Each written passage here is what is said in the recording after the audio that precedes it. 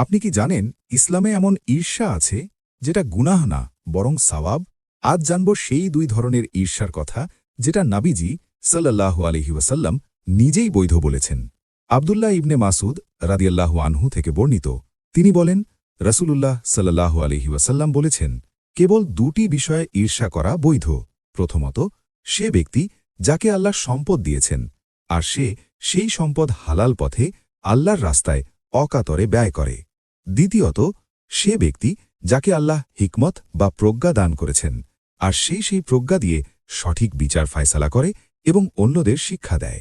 হাদিসের সূত্র সহি মুসলিম, খণ্ড ৬, হাদিস ৮১৬ এবং মুসনাদে আহমদ, হাদিস ৩৪৪১। এই হাদিস আমাদের শেখায়, কারো টাকা দেখে ঈর্ষা নয়, বরং ঈর্ষা হবে তার দানশীলতার প্রতি। কারো জ্ঞান দেখে ঈর্ষা নয়, বরং ঈর্ষা হবে তার সঠিক আমল ও শিক্ষা দেওয়ার প্রতি।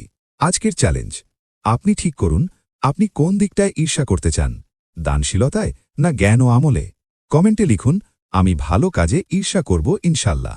আর ভিডিওটা শেয়ার করুন যেন অন্যরাও এই সুন্দর ঈর্ষার অর্থটা জানতে পারে। এবং এমন আরও সহি হাদিস পেতে চ্যানেলটি ফলো বা সাবস্ক্রাইব করতে ভুলবেন না। আল্লাহ আমাদের সবাইকে দ্বীনের সঠিক ইলম দান করুন। আমিন।